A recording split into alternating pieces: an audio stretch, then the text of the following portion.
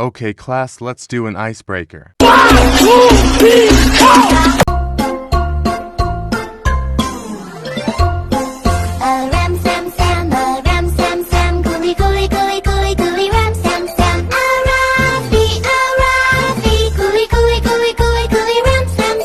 Okay, let's start to our topic. Ethics in assessment, right and wrong. Table of specification. Designing a table of specification. Test description. Test blueprint. Summary. Format TOS. Good day everyone, I'm Danica Joy Olarte and today I'll be discussing about the Table of Specifications. A table of specifications is a tool used by teachers and other educators to design assessments. It is a chart or matrix that outlines the topics or content areas that will be covered on the assessment, and it specifies the number of items or points that will be allocated to each domain. So, for example, a teacher might create a table of specifications for a final exam in a high school English class. The table of specifications might include categories such as grammar, vocabulary, literacy analysis, and writing skills. So, the teacher might allocate a certain number of questions or points to each category based on their importance and how much time was spent teaching each topic.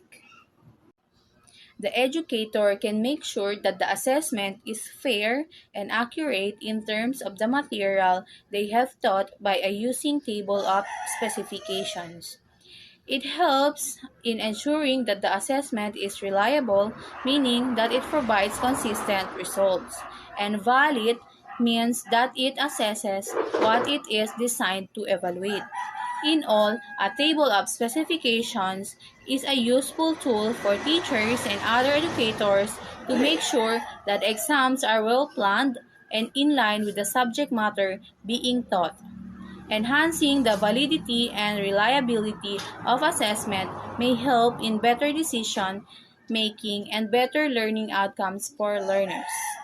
Good afternoon, everyone. I am Maria Stephanie Balauros, creating tables of specification. Tables of specification are typically designed based on the list of core objectives, the topics covered in the class, the amount of time spent on the topics, textbooks chapter topics, and the emphasis and space provided by text. In some cases, a great deal of weight will be assigned to content that is extremely important, even if relatively little class time is spent on the topic. There are 3 steps in making the table of specification. Number 1, choosing the measurement goals and domain to be covered. 2, breaking the domain into a key or fairly independent part, concept, terms, procedure, and application. And the last one, constructing the table. About the broad areas that should be taught, teachers have already made decisions, or the district has decided for them. So, the choice of what broad domains a test should cover has usually already been made. A bit trickier is to outline the subject matter into smaller components. But most teachers already have to design teaching plans, strategies, and schedule based on an outline of content. List of classroom objectives, district curriculum guidelines, textbook sections, and keyword are other commonly used sources for identifying categories for the table of specifications. When actually constructing the table, the teacher may only wish to use a simple structure. Example of this, they may be interested in greater details about the types of items, the cognitive levels for items, the best mix of objectively scored items, open-ended items, and constructed response items. Or after the overall content of the test has been established, the next step in the test development is to create the detailed test specifications. Test specifications usually include a test description and blueprints component. The test description specifies aspects of the planned tests such as the test purpose, the target examinee population, the overall test length, and more. The blueprint, sometimes also called the Table of Specifications, provides a listing of the major content areas and cognitive levels intended to be included on each test form. It also includes the numbers of items each test form should include within each of these content and cognitive areas. That means Table of Specification are designed based on core objectives, class topics, time spent, textbook chapters, and text emphasis. It is also consists of 3 steps: choosing measurement goals, breaking the domain into key components, and constructing the table. Teachers typically choose broad domains based on classroom objectives, district curriculum guidelines, textbook sections, and keywords. The table can be simple or detailed depending on the teacher's needs. After establishing the overall content, detailed test specifications are created including a test descriptions and blueprints. The description specifies the test purpose, target population, and length, while the blueprints list major content areas and cognitive levels for each test form. Components of the test specifications. Good day everyone, I am Yasmin Alvarez and today I will be discuss the test description. The test description serves as a guide for test administrators, test takers, and other stakeholders involved in the testing process. It sets clear expectation for what will be assessed, how it will be assessed, and who will be assessed. This information helps to ensure that the testing process is fair and consistent across all the test takers. It also helps to ensure that the test is aligned with its intended purpose and that the results are meaningful and useful for decision making. The test description is an essential component of any testing program and should be carefully crafted to provide clear and concise information about the test. A good example for test description is for a standardized exam like the SAT. The SAT is a college admission test that assesses a student's readiness for college level work. The test description for the SAT provides detailed information about the content covered, the format of the test, and the scoring criteria. For example, the test description for the SAT may include the content, format, and scoring. First, the content. The SAT assesses the student's knowledge and skills in reading, writing, and math. The reading sections include passages from various disciplines, while the writing and language section tests grammar and editing skills. The math section covers both algebra and advanced math concepts. The second is the format. The SAT is a time test consisting of multiple choice and an optional essay. The test is divided into sections with a specific time limit for each section. The test is administered on paper or electronically. Third is the scoring. The SAT is scored on a scale of 400 to 1,600 with separate scores for the reading and writing section and the math section. The essay is scored separately on the scale of 6 to 24. The scoring rubrics provide detailed information about how each section is scored and how the scores are calculated. By providing this detailed information, the test description ensures that test takers know what to expect on the SAT and can prepare accordingly. It also helps colleges and universities understand the meaning of the scores and make informed decisions about admission. Next, the test blueprints. Test blueprints are detailed plans or outlines that define the structure and content of a test.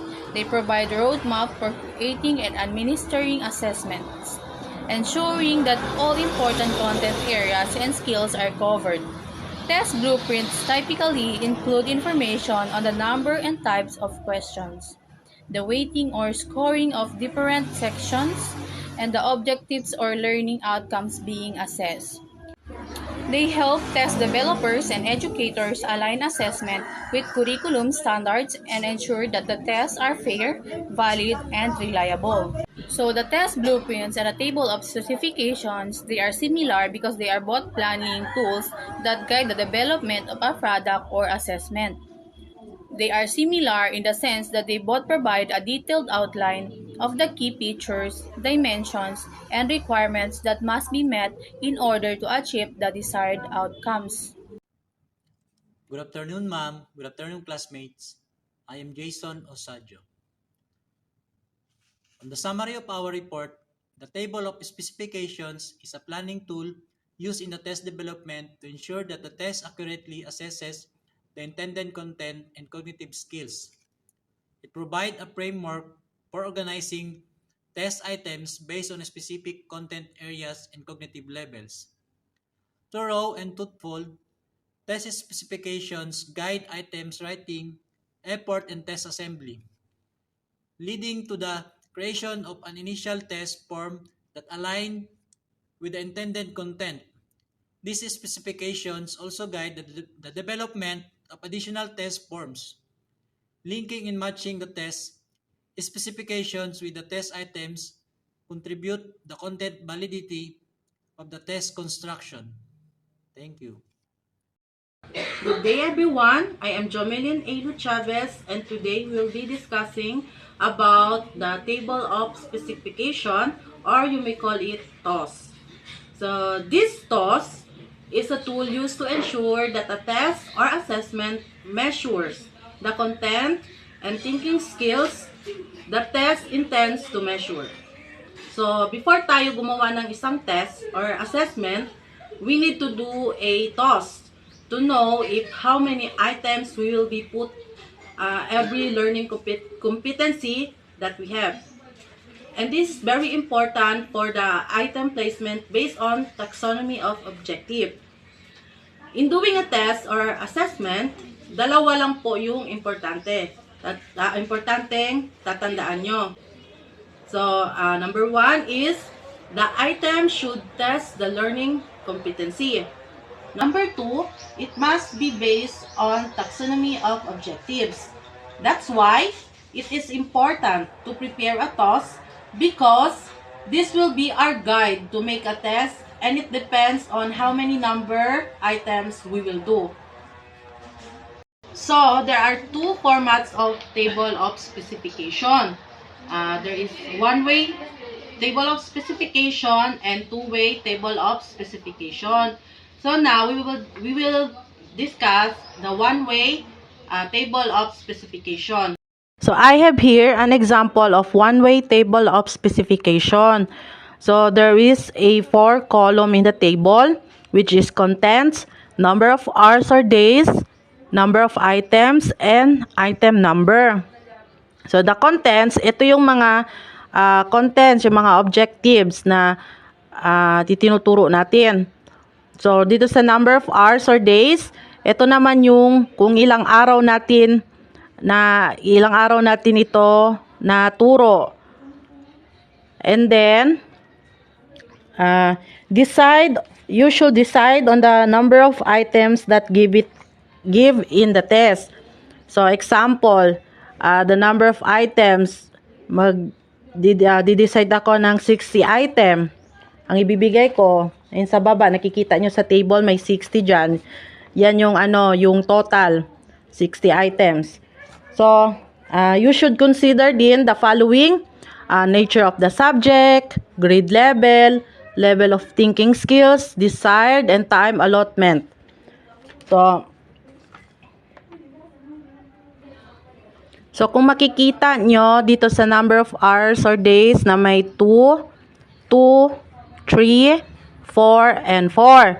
So, dito sa number 1, sa content number 1, itinuro ko siya ng 2 days. And then sa content number 2, 2 days. Content number 3, 3 days. Content number 4, 4 days. And content number 5, 4 days for a total of 15 days. So, you should review the number of days or hours spent in teaching the whole unit. So, remember din na decide how many items should be allotted for each objective or topic. The rule is divide the total number of items you intend to give by the number of days to determine the number of items for each topic. In doing this one-way table of specification, we have to follow a formula. So the number one is the number of items to be included for each content objective depends on the number of days or hours spent in teaching that particular content or objective. Number two is the number of items,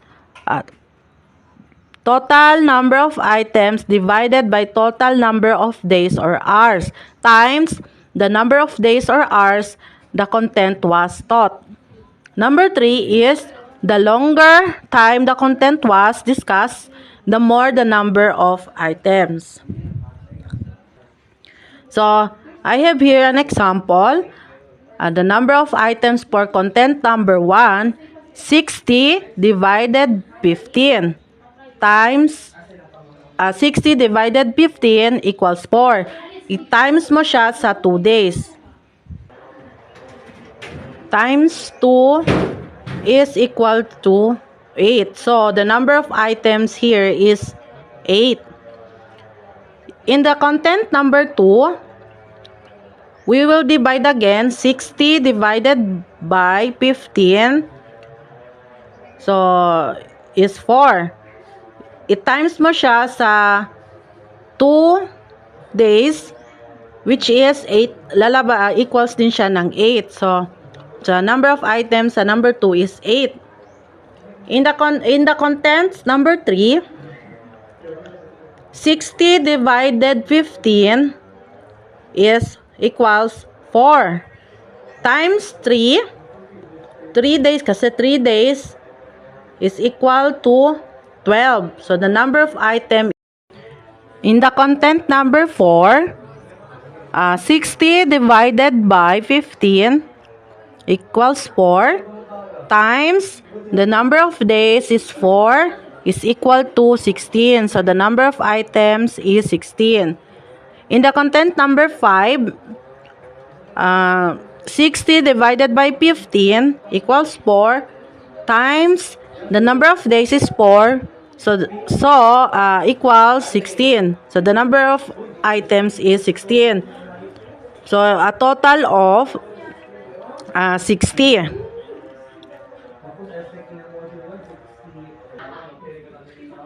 So the item number in the content number 1 is 1 to 8.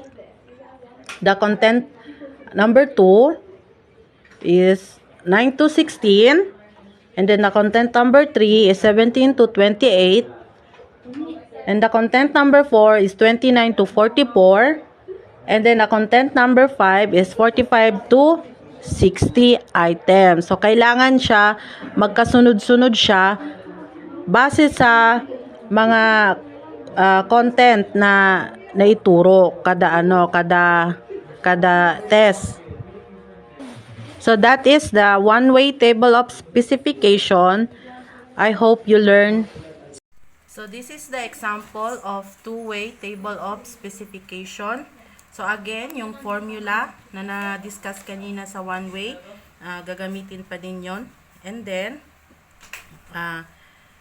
decide how many items should be allotted for each objective or topic. So ito yung sa content.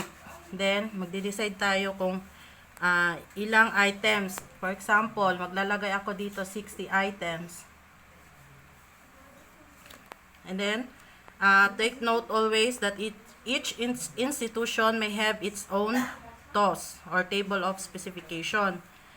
So number of item per objective.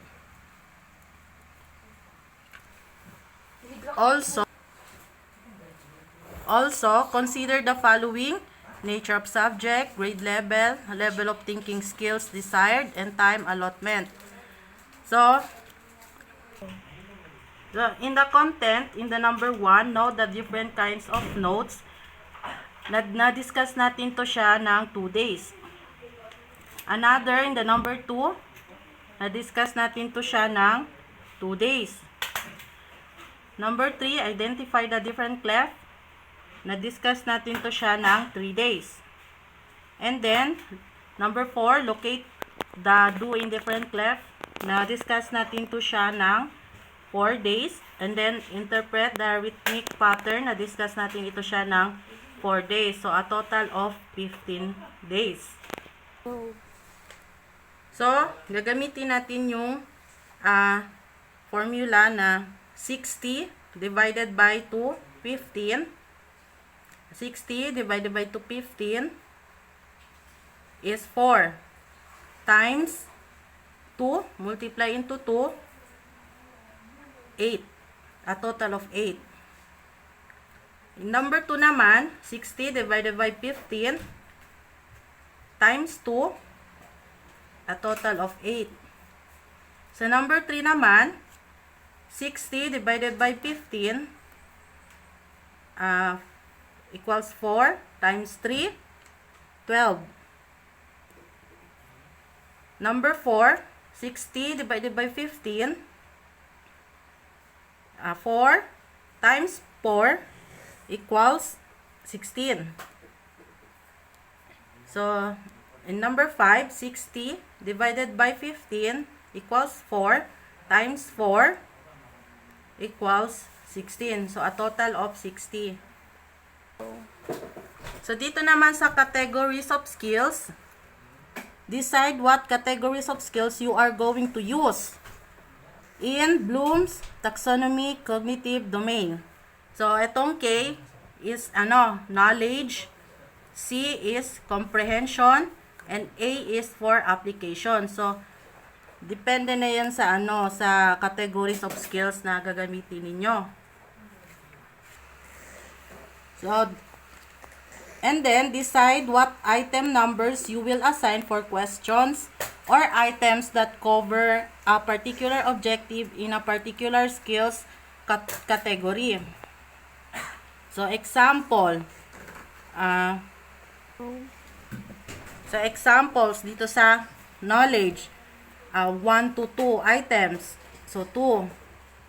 1 to 2 items. Dito naman sa comprehension, 3 to 5 items. 3 to 5 items. And then, 3 items, 6 to 8. So, a total of 8 items yan siya lahat. So, dito naman sa number 2, 3 items, 9 to 11, 2 items, 12 to 13, and then sa application, 3 items din, 14 to 16. In number 3, 5 items, 17 to 25. Sa comprehension, 4 items, 22 to 25. Sa application, 3 items, 26 to 28. A total of 12. Yan siya. Sa number 4, dito lang ako magpo-focus sa application. 16 items, 29 to 44. So, that is 16. And then in number 5, 16 items, 45 to 60. So, a total of 60 items. So, in the last part, the percentage. So, percentage, a total number of items